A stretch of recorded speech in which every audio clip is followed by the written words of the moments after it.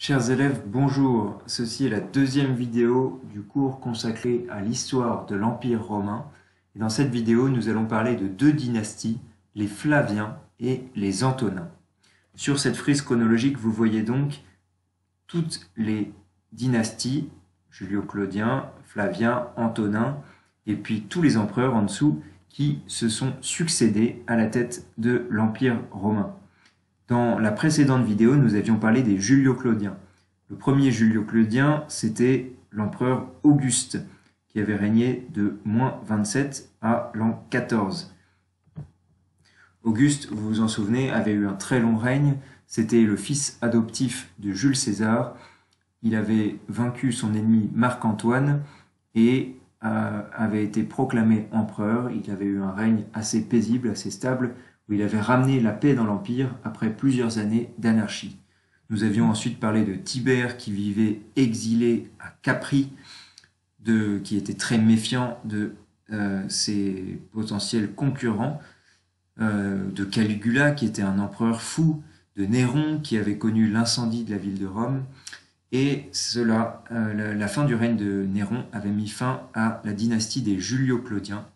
Et donc après les Julio-Claudiens, il y avait eu une nouvelle dynastie qui a duré moins longtemps, celle des Flaviens. Dans la dynastie des Flaviens, il y a peu à dire, si ce n'est tout de même, à propos de, je vous dis quelque chose qui nous servira pour la suite, quand nous ferons le cours sur les débuts du judaïsme, eh bien, il y a eu un empereur, vous voyez au milieu, l'empereur Titus, qui a conquis la ville de Jérusalem. La ville de Jérusalem en Judée, donc aujourd'hui c'est le pays d'Israël. Vous voyez ici la conquête de Jérusalem qui est représentée sur ce tableau. Comment on sait que c'est Jérusalem? Si vous regardez à gauche du tableau, ici on voit un chandelier à 7 branches, ça s'appelle une menorah, c'est un symbole des Juifs. Et là on voit le temple de Jérusalem qui est en flammes.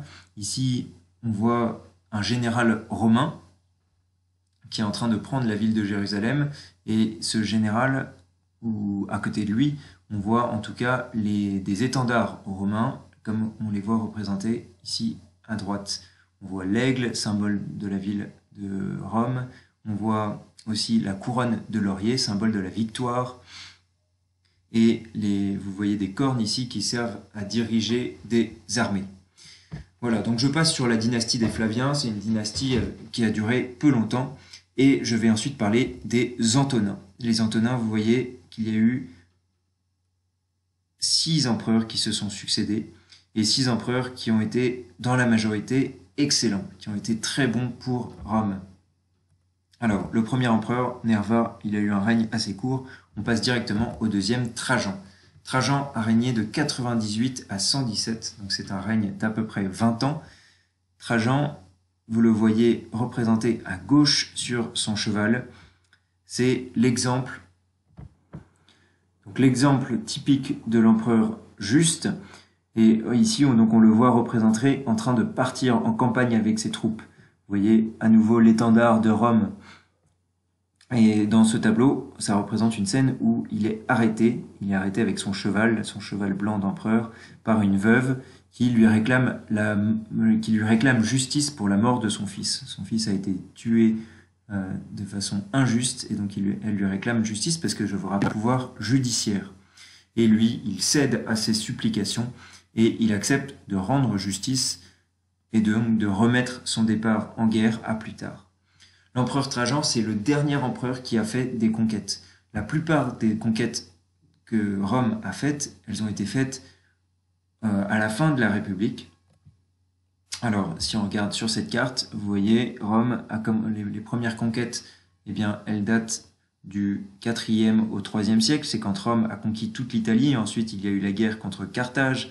Rome s'est agrandie ici au nord de l'Afrique et puis en Espagne. Ensuite, il y a eu la conquête de la Gaule par Jules César. Rome s'est aussi étendue en Grèce, autour de l'actuelle Turquie. Et donc Trajan, je vous ai dit, c'est un des derniers empereurs conquérants, donc un des derniers empereurs à avoir agrandi les limites de l'Empire romain. Lui, il a fait la guerre en Dacie. La Dacie, vous voyez, c'est cette région qui est à l'est de l'Europe. Aujourd'hui, c'est le pays de la Roumanie. Et c'est pour ça qu'en Roumanie, eh bien, les Roumains parlent une langue qui ressemble un petit peu au latin, et donc au français aussi, parce qu'ils ont été conquis par Rome. Donc, Trajan va faire plusieurs conquêtes, et là, vous voyez donc un monument qui se trouve dans la ville de Rome, ça s'appelle la colonne Trajane. On voit sur cette colonne, eh bien, toute l'histoire de la conquête de la Roumanie par Trajan. Alors, après Trajan, il y a eu un autre empereur qui s'appelle l'empereur Hadrien, 117 à 138 après Jésus-Christ.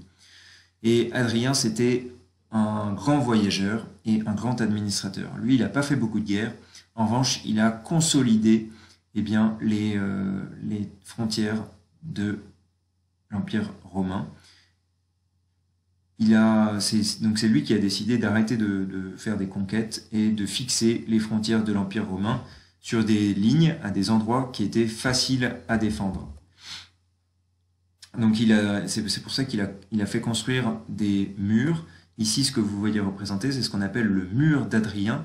Et c'est une photo qui est actuelle, donc ça existe encore. C'est un mur qui est en Angleterre, qui sépare l'Angleterre. Donc ce mur, vous pouvez le voir si je reviens à la carte. Vous voyez qu'ici, il y a le mur d'Hadrien, tout au nord de l'Angleterre, qui à l'époque s'appelait la Bretagne.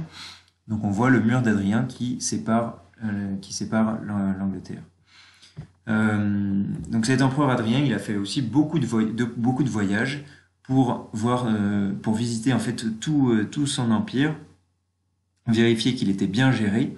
Et donc c'était un grand voyageur. Il a aussi fait construire un mausolée. Donc un mausolée, c'est en fait un grand bâtiment qu'il a fait construire pour abriter son tombeau lorsqu'il allait mourir. Ce mausolée, aujourd'hui, il est à Rome. Il s'appelle le château Saint-Ange. Vous le voyez ici. Voilà, donc à la mort d'Hadrien, voici à quoi ressemble l'Empire romain. C'est un grand empire qui s'étend tout autour de la mer Méditerranée. Je vous rappelle que les Romains appellent mer intérieure. Et vous voyez en particulier, ici, en noir, à certaines frontières, ce qu'on appelle les limes fortifiées. Et bien, les limes fortifiées, ce sont les frontières que les Romains ont décidé de fortifier en construisant des murs. C'est les endroits en fait qui séparent l'Empire romain de certains peuples barbares qui sont particulièrement dangereux. Vous voyez que les Romains ont construit un limes pour les protéger des Germains, un autre pour les protéger des Sarmates, un autre pour les protéger des Arabes, et un dernier pour les protéger des Gétules, qui était un peuple du Sahara. Voilà. Donc et puis à côté de certaines frontières, ils ont aussi construit des camps de légionnaires aussi pour les protéger des invasions barbares. Après Hadrien, il y a eu un autre empereur, et c'est le dernier dont nous allons parler aujourd'hui, c'est l'empereur Marc Aurèle. Marc Aurèle, il a régné de 161 à 180, et il a la particularité d'avoir été un empereur philosophe.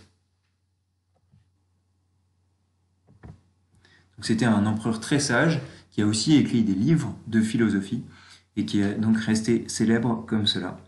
Et là, sur ce tableau, vous le voyez représenté avec son fils, donc qu'il tient par le bras. Son fils, c'est l'empereur Commode, qui a régné après lui.